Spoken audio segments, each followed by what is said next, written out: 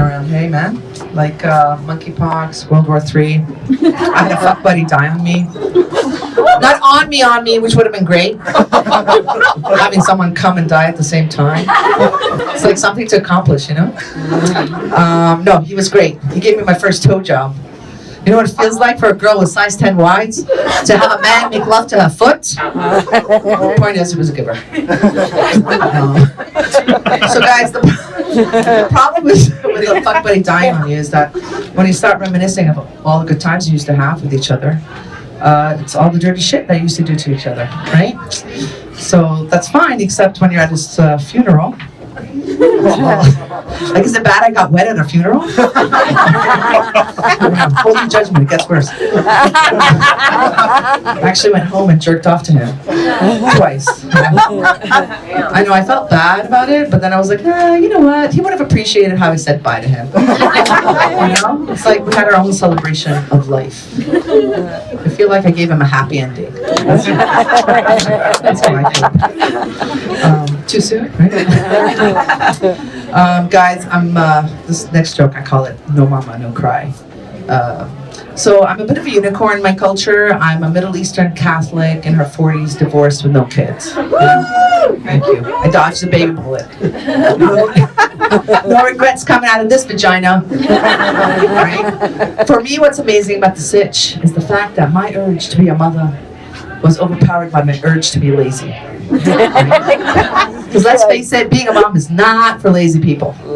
Like if I had a kid right now, my kid came up to me and said, "Hey mom, I'm hungry.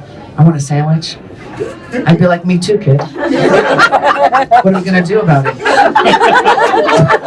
Survival skills 101. Get your own fucking sandwich. And while you're at it, make one for mama too. Just hold a mayo, baby, you know?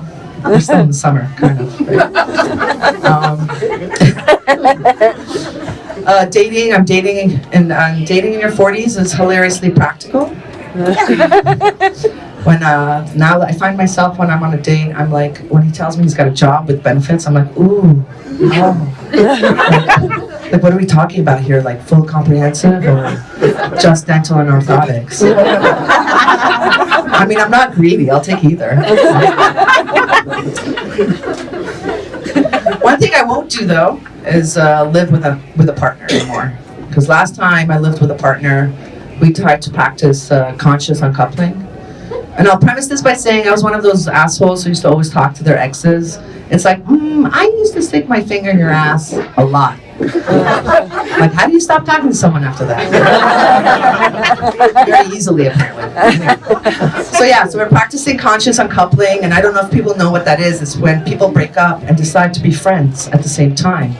Wonderful in theory, awful in practice, and not for the reasons that you think. Because we're being so nice to each other as per the rules, I realized this motherfucker's never gonna move out. So I had to think of ways to keep him focused. And then I realized, all I gotta do is talk about my feelings all the time. Morning coffee, I was thinking about something.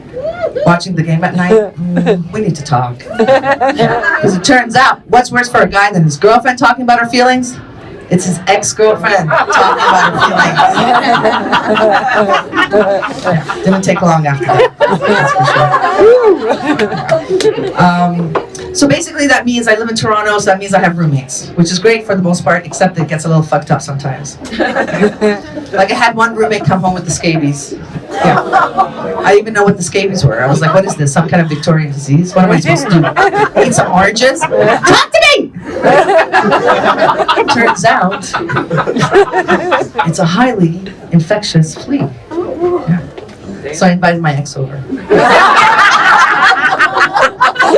I was like, this is the closest I'll ever get to giving him an STD. Right? Besides, it was such a shitty relationship. It was like basically the Woodstock 99 of relationships.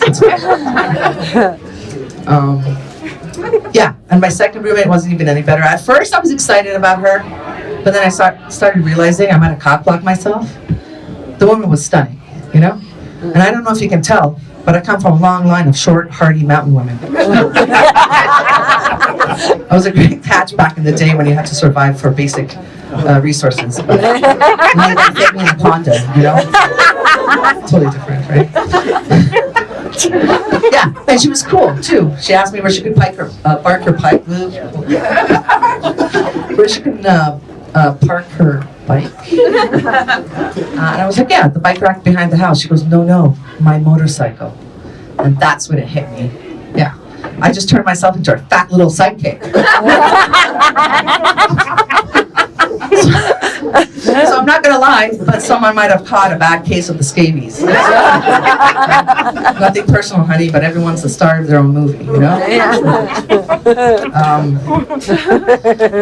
I'm one of those old ravers, you know? Woo! I'm still giving her, yeah. So this summer I went to this 1980s rave. It was like a 3-day rave on the water. It was great fun. It reminded me of my ute, right?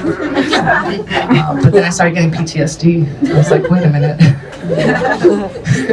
Try being a horny Catholic girl in the Middle East before the internet. Yeah, I deserve an award. Like, I'll be honest, guys. I lost my virginity so many times. I can't really remember who I lost it to. All I know is I got better at losing it every single time.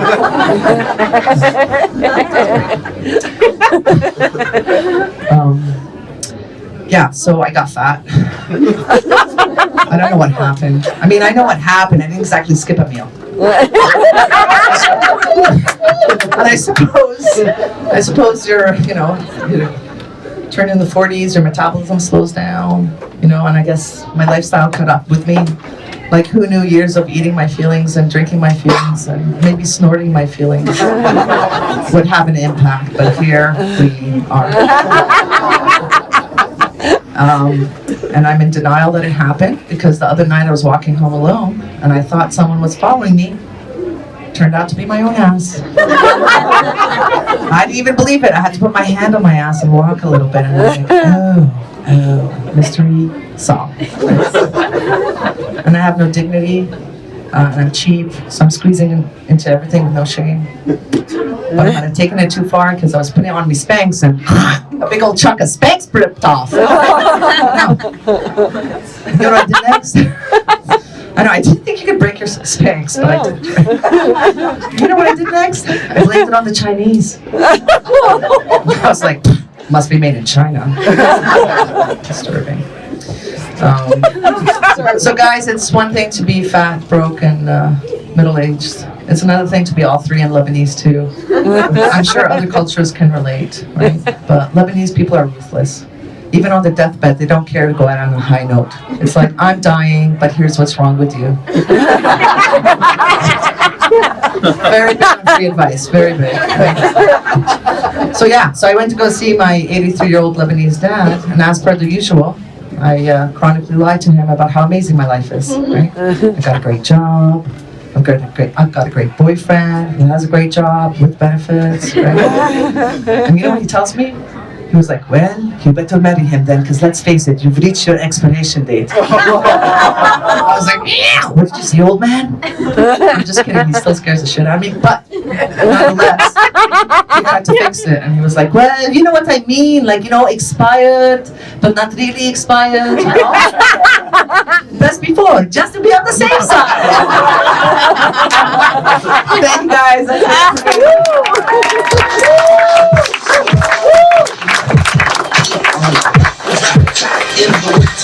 Give it up, please, for Karine Kazan! Awesome. Okay.